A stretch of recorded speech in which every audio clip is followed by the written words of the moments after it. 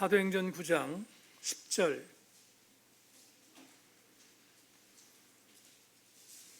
말씀부터 19절 전반절까지 말씀을 먼저 보고 이어서 사도행전 22장 12절부터 13절까지 말씀을 그 다음에 엇이어서 보겠습니다. 먼저 사도행전 9장 10절부터 19절 전반절까지 말씀을 제가 읽겠습니다.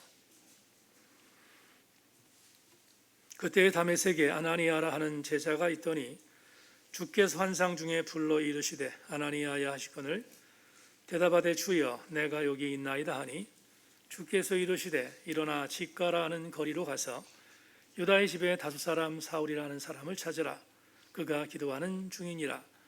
그가 아나니아라 하는 사람이 들어와서 자기에게 안수하여 다시 보게 하는 것을 보았느니라 하시거늘 아나니아가 대답하되 주여 이 사람에 대하여 내가 여러 사람에게 듣사온즉 그가 예루살렘에서 주의 성도에게 적지 않은 해를 끼쳤다 하더니 여기서도 주의 이름을 부르는 모든 사람을 결박할 고난을 대제사장들에게서 받았나이다 하거늘 주께서 이르시되 가라. 이 사람은 내 이름을 이방인과 임금들과 이스라엘 자손들에게 전하기 위하여 택한 나의 그릇이라.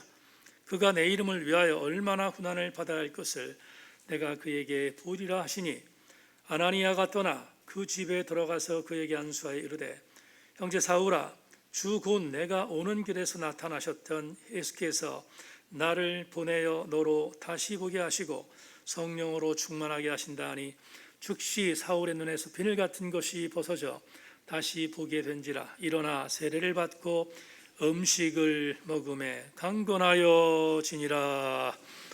아멘. 사도행전 22장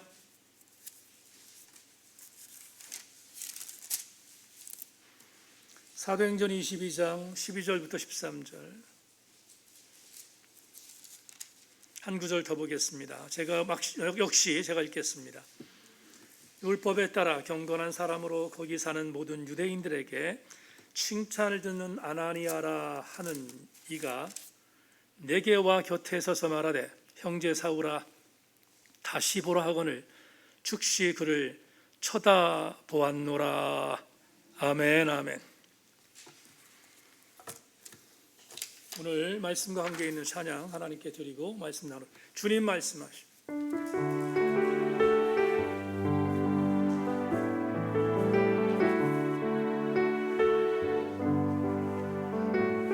주님 말씀하시면 주님 말씀하시며 내가 나가리다. 주님 뜻이 아니며 내가 멈춰서리다. 나의 가고 서는 곳 주님 뜻에 있으니 오 주님 나를 이끌. 다시 한번 주님 말씀하시며 주님 말씀하시며 내가 나가리다. 주님 뜻이 아니며 내가 멈춰서리다. 나의 가고 서는 곳 주님 뜻에 있으니 오 주님 나를 이끄소. 아멘. 아멘.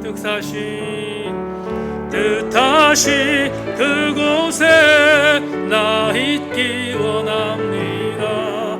이끄시는 대로 순종하며 살리니 연약한 내 영혼 통하여 일하소서.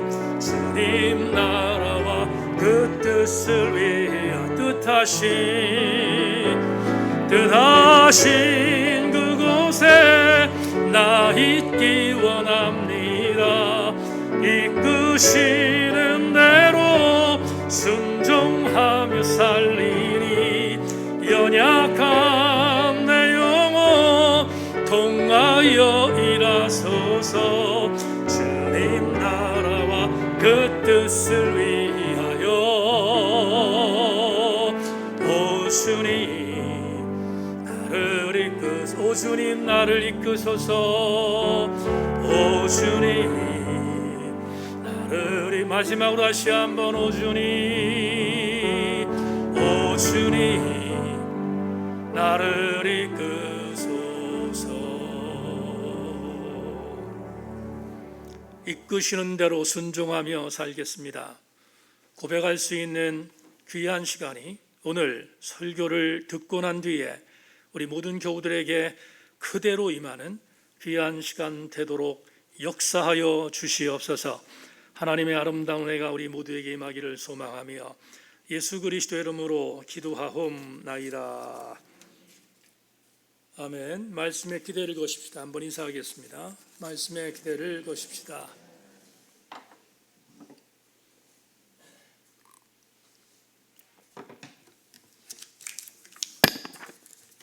사순절 5번째 주일 우리 교우들과 나눌 말씀의 제목은 떠나라는 제목으로 말씀의 은혜를 나누겠습니다. 종교개혁자 마틴 루터에게 아주 중요한 그가 행했던 어록이 하나 있습니다. 그는 라틴어로 이렇게 말했습니다. 인쿠르바투스 인치라는 이 문장은 우리나라 말로 번역하면 자신에 대해 안쪽으로 구부러졌다라는 의미입니다. 우리들이 흔히 하는 말로 이 인쿠르바투스 인치라는 이 단어를 해석해 보겠습니다. 하나님께서는 우리 그리스도인들에게 명령하신 것은 이타적인 삶, 아웃로드의 삶입니다. 그런데 아랑곳하지 않고 철저하게 인간은 본능적으로 자기 안쪽으로 구부려져 있는 삶을 사려고 합니다. 인워드의 삶을 산다는 것입니다. 그래서 루터는 본능적으로 이기적인 삶을 살려는 우리 인간의 모습을 이타적인 삶으로 살 수 있는 방법으로 제시한 한 가지 신앙적인 요소를 바로 순종이라는 단어로 표현했습니다. 본능적으로 이기적인 삶을 살도록 만들어진 인간이 이타적으로 살려는 하나님 말씀을 믿고 살아가는 것은 결코 쉽지 않습니다. 그래서 이러한 분명한 신앙적인 행위를 이행하기 위하여 명령한 것이 바로 순종이라는 것입니다. 마태복음 19장 말씀 한 구절을 여러분에게 소개하겠습니다. 마태복음 19장 21절 예수께서 이르시되 내가 온전하고 살진대 가서 내 소유를 팔아 가난한 자들에게 주라. 그리하면 하늘에서 보화가 내게 있으리라. 그리고 와서 나를 따르라 하시니. 여러분, 이 구절은 우리가 너무 잘 아는 영생을 얻기 위해서 주님을 찾아왔던 젊은 관원의 부자 관원의 메시지 안에 담겨 있습니다. 부자 청년이 예수님께 와서 영생을 얻는 방법을 물었습니다. 그러자 주께서 율법을 다 지켰는가를 물으시고 기쁨으로 다 지켰습니다 라고 말하는 이 청년에게 주께서 곧바로 하셨던 말씀이 조금 전에 읽어드렸던 마태복음 19장 21절의 말씀입니다. 소유를 팔아서 가난한 자에게 나눠주라는 이 명령이었습니다. 그러자 이 명령을 받았던 이 부자 청년이 근심하는 마음으로 이어지는 마태복음 19장 22절에서 그가 행했던 반응을 이렇게 적고 있습니다. 그 청년이 재물이 많음으로 이 말씀을 듣고 근심하며 가니라. 그렇다면 이 청년은 주님의 명령에 순종하지 않은 것입니다. 왜 제가 마태복음 19장을 인용했는가 하면 여러분에게 디트리히 보네포 목사의 한 예를 올리기 위해서입니다. 보네포는 마태복음 19장에 있는 이 부자 청년의 메시지를 인용하면서 그의 책에, 그의 걸작인 나를 따르라 라는 책에서 이렇게 말했습니다. 순종과 함께 믿음도 버렸다. 순종과 함께 믿음도 버렸다. 보네포의 이 해석은 단순한 해석이 결코 아닙니다. 왜 그런가 하면 순종과 믿음을 하나로 보았기 때문입니다. 수많은 신학자들 중에서 순종과 믿음을 하나로 본 신학자는 제가 알기로는 보네포가 유일합니다. 그래서 그는 순종과 함께 믿음을 따라버렸다는 이 부자 청년의 메시지를 전했던 나를 따르라는 이 책에서 그의 유명한 어록을 남겼습니다. 그는 이렇게 추석합니다. 성서 안에서 우리에게 선포된 예수 그리스도는 그의 전체 말씀을 통해 오직 순종하는 자에게만 믿음을 선사하시고 오직 믿는 자에게만 순종을 선사하시는 분이시다. 이 구절은 저 같은 목사에게는 대단히 유명한 구절로 알려져 있는 구절입니다. 무슨 말인가? 보네포는 대단히 강력하게 이렇게 말합니다. 믿음 있는 자가 순종하고 순종하는 자는 믿음이 있다고 말합니다. 역으로 얘기합시다. 믿음이 없는 자는 순종하지 않고 순종하는 자는 믿음이 있다는 것입니다. 믿음이 아무리 좋다고 해도 내가 믿음이 있다고 아무리 말을 하고 다녀도 성경에 기록된 하나님 말씀에 대하여 순종하는 삶을 보이지 않는 자는 그 말이 거짓임을 보네포는 강력하게 제시하고 있습니다. 오늘 저는 사순절 5번째 주일의 피정 내용을 순종이라는 단어로 정했습니다. 오늘 본문은 대단히 중요한 순종의 메시지가 담보되어 있습니다. 오늘 본문에 사도행전에 있는 말씀으로 우리의 여행을 떠나보십시다. 사도행전 9장 1절 9절 첫 번째 봤던 이 구절은 여러분 잘 아시는 것처럼 사울이 바울로 회심한 회심의 사건입니다. 사울이라는 청년은 전통적으로 아주 엄격한 바리새파 출신이었고 시브리인 중에 시브린이었습니다. 다소에서 탄생했지만 로마의 시민권을 갖고 있었기 때문에 기득권적인 힘을 갖고 있었던 청년이 사울이었습니다. 그래서 그는 예루살렘 주변에서 맹목적으로 예수를 핍박한 것이 예수 믿는 자를 핍박한 것이 아니라 자기 나름대로 예수를 핍박하는 것에 대한 유대적인 확신을 갖고 있었던 젊은이였습니다. 이렇게 유대적 신앙이 뜨거웠던 사울, 그는 제사장에게 공문을 받고 예루살렘에서 약 213km 떨어져 있는 다마스커스로 원정 예수 믿는 자를 척결하는 장정에 나섰습니다. 다메섹 거의 근처에 도착했던 사울은 두 가지의 충격을 받습니다. 하나는 강력한 빛이 그에게 맺고 두 번째는 하늘에서 음성을 들은 것입니다. 순간 사울은 그 자리에서 굳건해졌고 그곳에서 눈이 멀었습니다.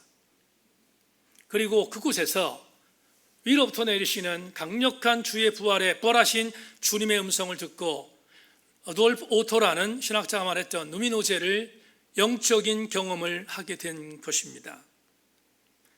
그는 보지 못한 상태로 보무도당당하게 다메섹으로 들어가야 할 터인데 사람의 손에 이끌려서 다메섹의 직가라고 하는 거리에 있는 유다의 집으로 끌려갔습니다. 오늘 본문은 바로 이 사건 다음으로부터 시작됩니다. 보십시다. 사울이라는 청년이 집가라는 거리에 있는 유다의 집에 끌려가서 3일 동안 식음을 전폐하고 그리고 하나님 앞에 기도하는 중임을 사도행전 저자인 누가는 밝히고 있습니다. 그런데 바로 그 시간 다른 시공간에서 하나님이 일하고 계셨습니다. 하나님은 다메섹에 거주하고 있었던 아나니아를 호출하셨습니다. 아나니아는 정체가 본문에 의하면 마세테스 제자였습니다. 아나니아는 이미 다메섹에서 하나님의 사역을 감당하는 제자로서 역할을 감당하고 있었음을 누가가 밝히고 있습니다. 그리고 이 아나니아는 말 그대로 이 아나니아라는 자체가 여호와 하나님은 은혜롭다라는 뜻을 갖고 있는 이름인데, 그렇게 하나님으로부터 부름받은 이 사람을 오늘 본문에는 제시되어 있지 않지만 두 번째 보았던 사도행전 22장 12절에서는 조금 더 구체적으로 아나니아의 정체를 밝히고 있습니다. 사도행전 22장 12절, 율법에 따라 경건한 사람으로 거기 사는 모든 유대인들에게 칭찬을 듣는 아나니아라 하는 이가, 그렇다면 여러분, 우리는 분명한 아나니아의 정체를 알게 되는데요, 아나니아는 다메섹에서 율법에 따라 살고 있었던 디아스포라 유대인들, 흩어져 있는 유대인들로부터 칭찬받는 삶을 살았던 사람입니다. 무엇 때문인지 모르겠지만 칭찬받는 사람이었다. 그런데 이는 칭찬 정도가 아니라 이미 다메섹에서 예수 그리스도를 믿는 백성이었음을 성경이 우리에게 제시하고 있습니다. 이 아나니아를 주님이 부르셨습니다.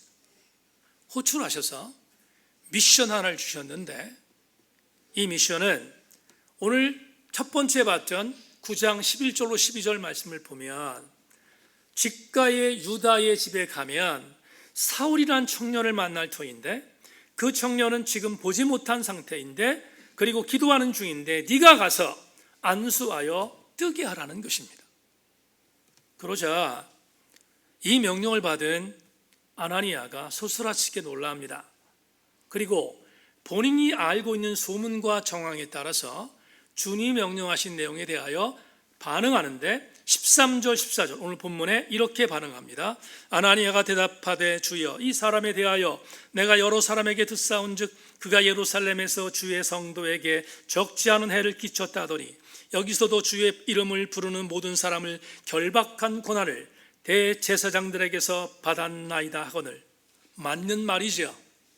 이미 소문으로 파다했던 사울의 이야기를 들었는데 그 사울에게 찾아가서 안수하여 눈을 뜨게 하라는 것을 액면 그대로 받는다는 것이 아나니아에게 얼마나 두렵고 떨리는 일이었겠습니까? 그래서 이렇게 질문했습니다. 그러자 하나님은 아나니아를 안심시키면서 아나니아에게 당신이 갖고 계신 프로젝트를 설명합니다. 그 프로젝트가 오늘 첫 번째 본문 9장 15절로부터 16절에 있는데, 그 본문은 여러분 이런 것이었습니다. 아나니아야, 너의 질문에 대한 부분의 답을 내가 인정한다. 그런데 내가 갖고 있는 프로젝트를 너에게 알려주겠다. 사울은 이방인과 유대인들 중에 믿지 않는 자들과 심지어 세상의 귀족들과 세상의 권력 가진 자들을 위하여 내가 예수 그리스도의 복음을 증거하도록 위하여 택한 나의 그릇이다. 걱정하지 말라는 것입니다. 내가 택했다는 것입니다. 내가 사울을 쓸 거라는 거예요. 이미 아나니아를 통하여서 그 일의 도구로 삼으실 것을 분명히 말씀하고 있습니다. 자, 이렇게 하나님의 말씀을 들었던 아나니아가 오늘 본문 17절부터 19절 전반절에 마지막 이렇게 반응합니다. 제가 오늘 설교를 준비하면서 가장 은혜 받았던 구절인데 17절부터 19절 전반절까지 다시 한번 귀를 기울여 주시기 바랍니다. 아나니아가 떠나 그 집에 들어가서 그에게 안수하여 이르되 형제 사울아 주 곧 내가 오는 길에서 나타나셨던 예수께서 나를 보내어 너로 다시 보게 하시고 성령으로 충만하게 하신다 하니 즉시 사울의 눈에서 비늘 같은 것이 벗어져 다시 보게 된지라. 일어나 세례를 받고 음식을 먹음에 강건하여 지니라. 이제 제가 오늘 왜 사순절 5번째 주일 이 시간에 이 본문을 택했는지를 여러분에게 부연하겠습니다.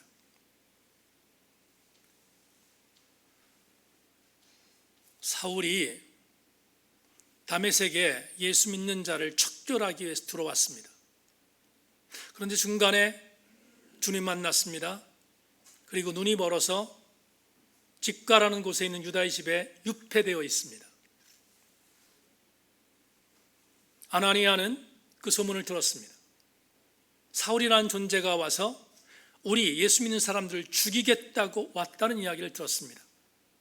그런데 황당하게도 주께서 아나니아를 불러서 아나니아야, 사울이 지금 유폐되어 있는 곳에 가서 안수해서 그를 낫게 하라는 것입니다. 여러분 깊이 생각해 보십시오. 아나니아는 사울을 본 적이 없습니다. 한 번도 본 적이 없습니다. 그리고 사울은 아나니아에게 두려운 존재였습니다. 무서운 존재였습니다. 기피하고 싶은 대상이었습니다. 그런데 주님이 말씀하시니까 상황적인 이야기를 들었지만 아나니아의 정황 속에서 변한 건 없습니다. 하나도 없습니다. 두려움 그 자체였고요. 그리고 가고 싶지 않았을 것입니다. 왜냐하면 그는 요주의 인물이었고 그를 눈뜨게 하면 예수 믿는 사람들을 죽일 수 있는 가능성이 있다는 것을 그가 왜 몰랐겠습니까? 그런데 오늘 17절에서 대단히 감동적인 메시지를 누가가 남깁니다. 이렇게 말합니다. 아나니아가 떠나 그 집에 들어갔다. 미적거리지 않았습니다. 제가 하는 소리 가운데서 잘 쓰는 단어 중에 이런 단어 있습니다. 예수 그리스도인들은 영악하지 말아야 한다. 영악하지 말라는 말을 많이 합니다. 이게 다른 말은 뭡니까? 계산하지 말라는 거죠. 주판을 튕기지 말라는 거잖아요. 만에 하나 아나니아가 주판을 튕겼다면, 아나니아가 계산했다면, 아나니아가 영악했다면 그는 이런 계산을 했을 것입니다.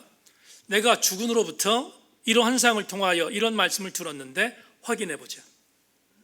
그리고 많은 사람들에게 칭찬을 받았던 사람이었으니까 사람들을 파송해서 집가라는 곳에 유다의 집에 사울이 진짜 있는지, 그가 정말로 눈이 멀어 있는지 충분히 조사할 수 있었습니다. 그렇지 않겠습니까?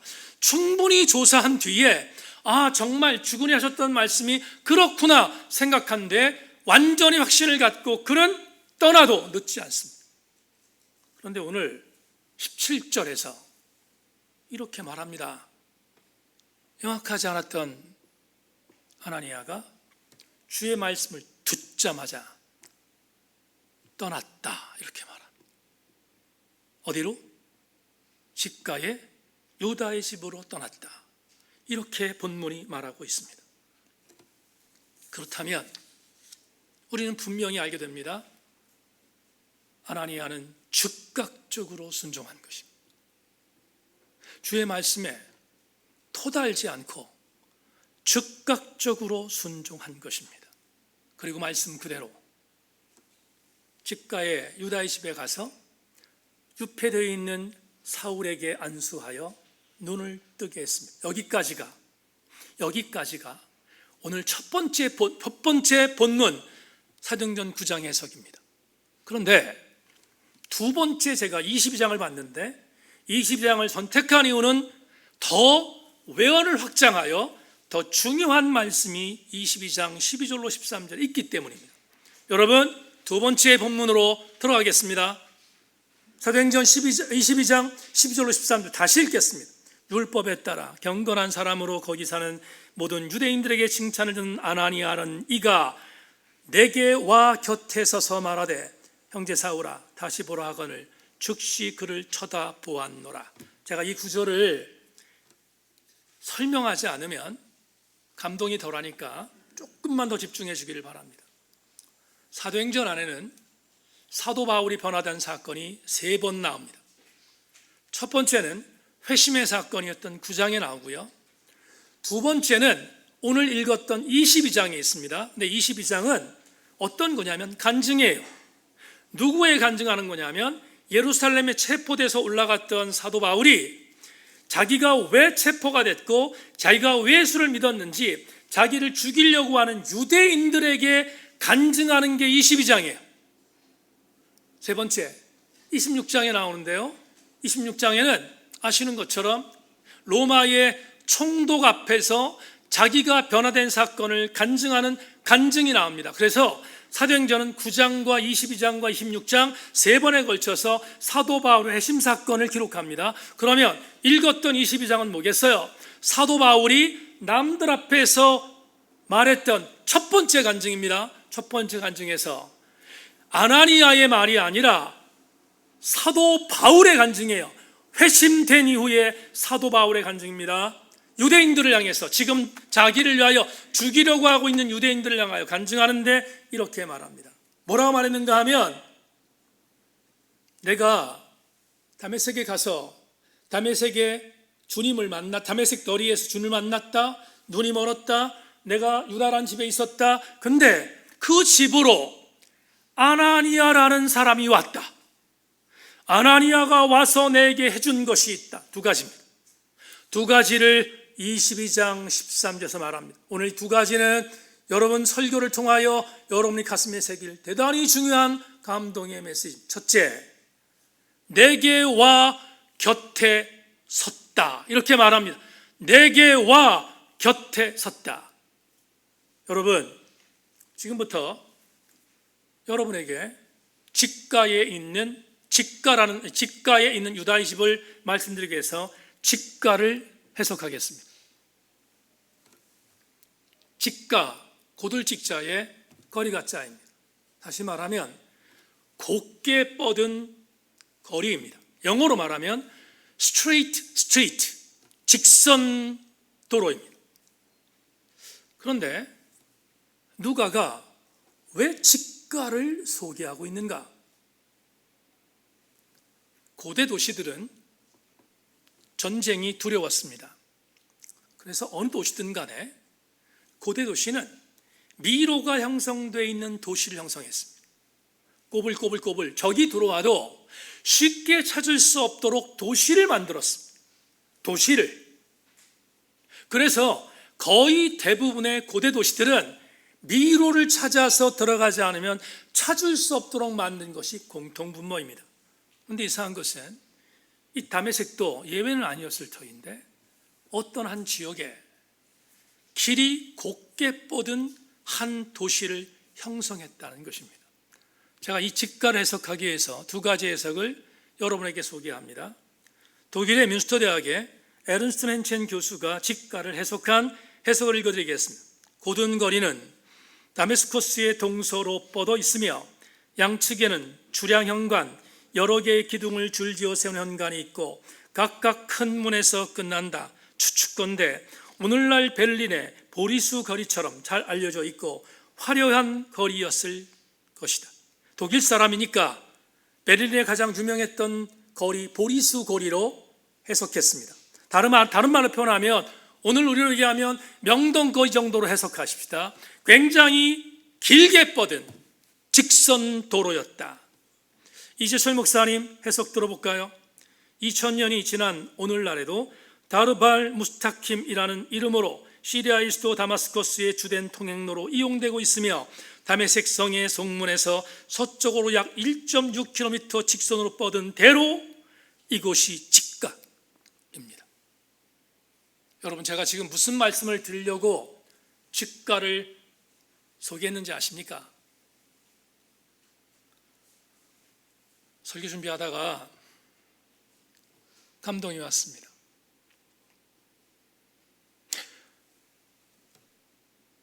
왜 사울을 눈멀게 하신 뒤에 질질질 끌어서 다메섹에 있는 미로 천지에 있는 어떤 집으로 유폐하지 않고 하나님은 사울을 가장 사람들이 찾기 쉬운 집가에 가장 잘 보이는 유다의 집에 유폐했을까?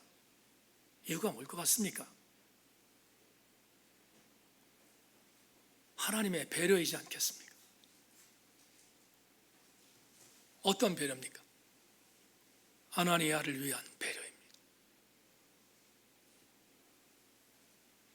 아나니아에게 확신을 주기 위한 배려였습니다. 무슨 말인가? 주께서 환상 중에 아나니아에게 집가에 가서 유다의 집에 들어가라 말씀하셨습니다. 명령을 받았던 아나니아는 상당히 두려운 마음으로 그곳을 순종하여 찾아갔습니다. 그런데 찾기 쉬웠습니다. 다메스커스에서 가장 유명한 거리에 있는 집이었기 때문입니다. 아마도 아나니아는 사울을 찾아가는 어간, 나에게 혹여나 의심할 수 있는 나에게 하나님께서 명령하셨던 사울이라고 하는 청년을 찾는데 도움을 주기 위하여 가장 쉬운 거리에 있는 집가 유대집으로 유폐했다는 사실을 발견하는 순간 아나니아는 하나님이 나를 위하여 일하신 배려를 믿었을 것이고, 더불어 그는 하나님께서 계획하셨던 프로젝트를 확신할 수 있지 않았겠습니까?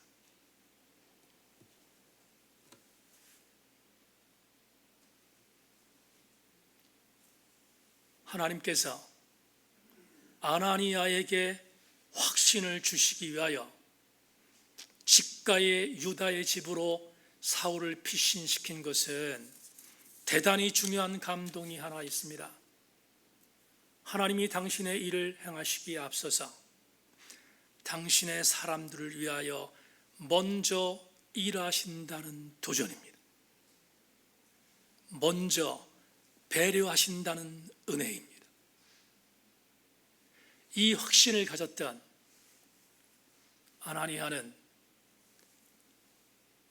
이제 유다의 집에 들어가서 하나님의 일하심을 확신한 탓에 제일 먼저 행동한 것이 이것입니다. 경계 대상이었던 사울 근처로 가서 사울을 불렀습니다. 뭐라고 부릅니까? 사울아 라고 부르지 않았습니다. 뭐라고 불렀습니까?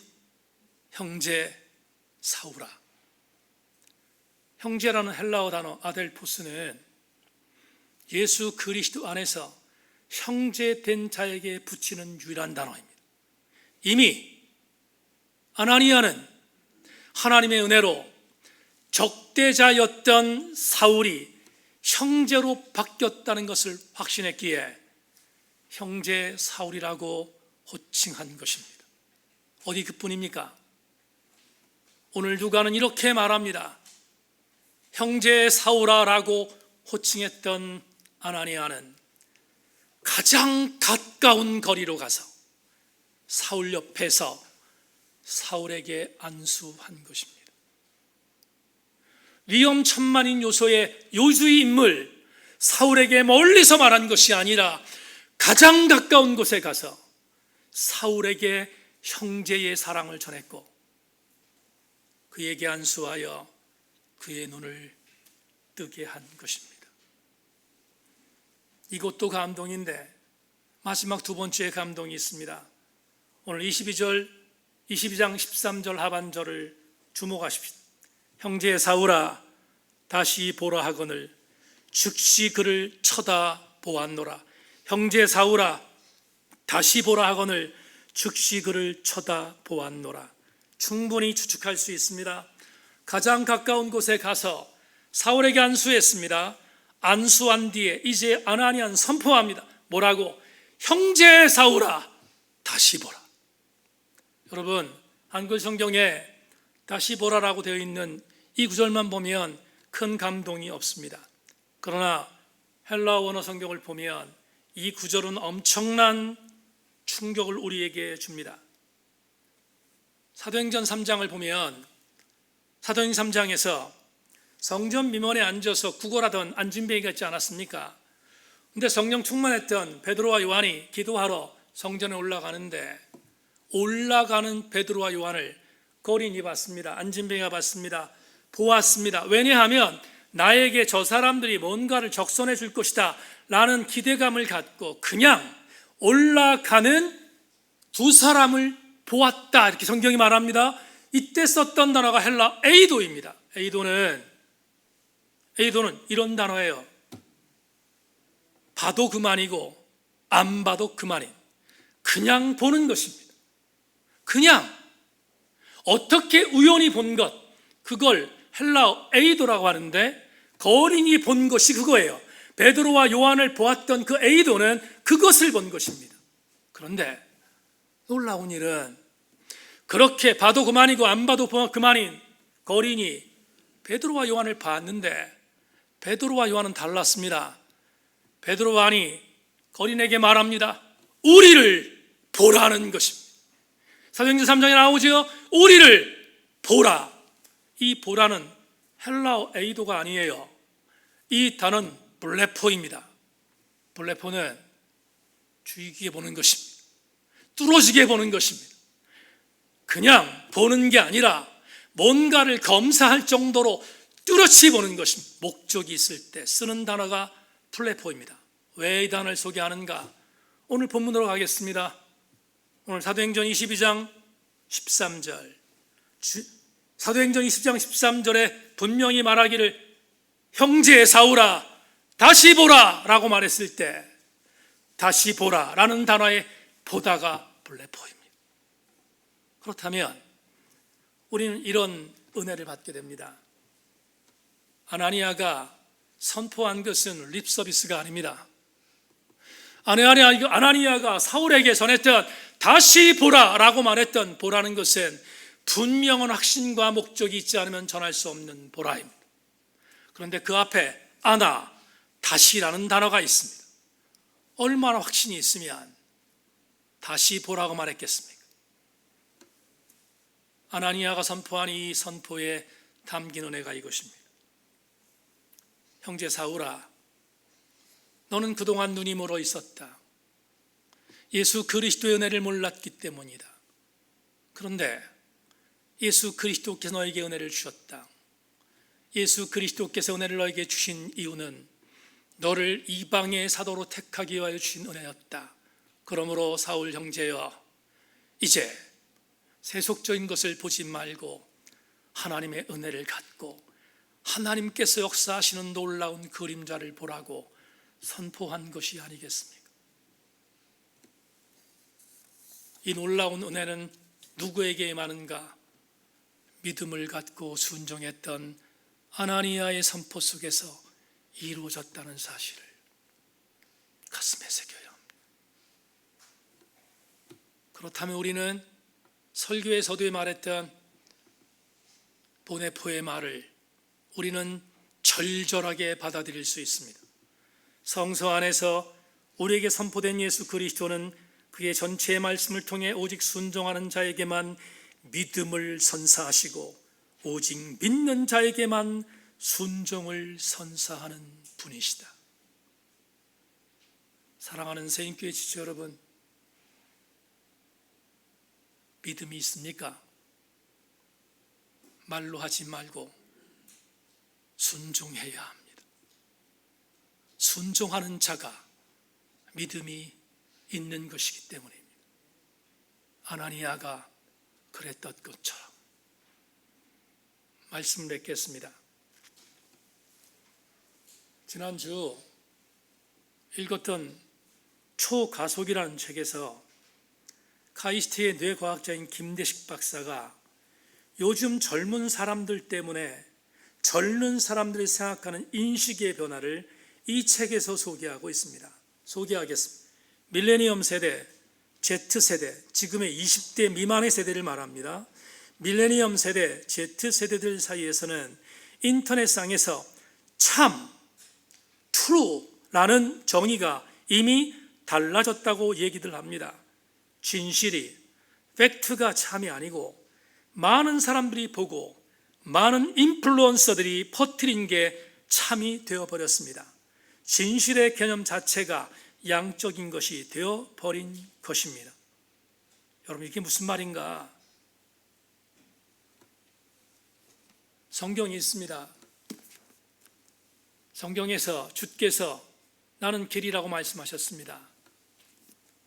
젊은이들은 절대로 안 믿는다는 것입니다.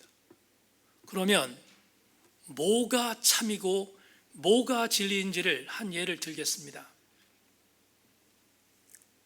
여러분, 인플루언서란 말은 영향을 가장 많이 주는 사람이란 뜻입니다. 여러분에게 가장 영향을 많이 주는 작금의 것이 뭡니까?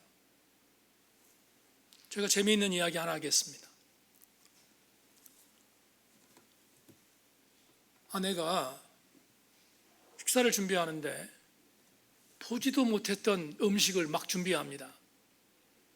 김치찌개, 된장찌개가 아니라 제가 전혀 먹어보지 못했던 그런 것들을 준비해서 오늘 이걸 준비했으니까 먹어보라고 식탁에 올렸습니다. 그래서 놀랬습니다. 이게 뭔가? 그랬더니 아내가 말합니다. 유튜브에서 배웠어. 여러분, 유튜브를 지난 일주일 동안 보지 않은 분이 혹시 여기 계십니까? 요즘에 시쳇말로 이런 말이 있습니다. 유튜브가 있으라 신이 있었고 유튜브는 길이요 진리요 생명이니 유튜브로 말미암지 않고는 아버지께로 갈 자가 없느니라. 요즘에 많이 쓰는 문장들입니다. 패러디하여. 진짜 그렇지 않습니까? 요즘의 아이들은 진리가 성경이 아니라 유튜브라고 믿습니다. 설교를 마감하면서 유튜브를 진리로 믿는 자들에게 임하는 기가 막힌 절망을 소개하고 설교를 맺겠습니다. 창세기 12장 1절, 여호와께서 아브라함에게 이르시되 너는 너의 고향과 친척과 아버지 집을 떠나 내가 네게 보여줄 땅으로 가라. 하나님이 아브라함에게 75세 되던 해 명령하셨습니다. 그러자 아브라함이 어떻게 반응했는지 12장 4절은 이렇게 말합니다. 이에 아브라함이 여호와의 말씀을 따라갔고 롯도 그와 함께 갔으며 아브라함이 하란을 떠날 때에 75세였더라. 여러분, 갈대아 우르에서 우상장사하던 아버지의 후강 때문에 잘 살던 아브라함이 하나님이 생뚱맞게 75세 오셔서 무조건 떠나라는 것입니다. 문제는 떠날 땅이 어딘지 몰라요. 지명도 몰라요. 가르치지 않았습니다. 무조건 아브라함에게 떠나라는 것입니다. 그런데 12장 4절에서 아브라함이 어떻게 했습니까? 놀라운 일은 떠났습니다. 토달지 않았습니다. 떠났습니다. 그런데 창세기 기자가 거기에 첨삭한 게 하나 있습니다. 아브라함은 하나님의 말씀을 믿고 따랐다 이렇게 말하잖아요. 하나님의 말씀을 믿고 따라갔다, 떠나갔다라고 말합니다. 근데 첨삭된 게 있습니다. 그 뒤에 이렇게 말합니다. 롯은 여호와를 쫓아간 것이 아니라 아브라함을 쫓았다 말합니다. 무엇을 주시는 영적인 인사이트입니까?